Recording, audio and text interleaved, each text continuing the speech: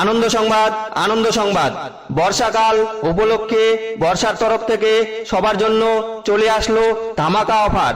আর এই অফারটি সবার জন্য একদম ফ্রি ফ্রি ফ্রি। অফারটি হলো বর্ষায় মাত্র 30 মিনিট বৃষ্টির জলে ভিজলে একদম ফ্রিতে পেয়ে যাচ্ছেন 7 দিনের জ্বর, 8 দিনের সর্দি, 9 দিনের কাশি সহ 10 দিন বিছানায় শুয়ে থাকার সুবর্ণ সুযোগ।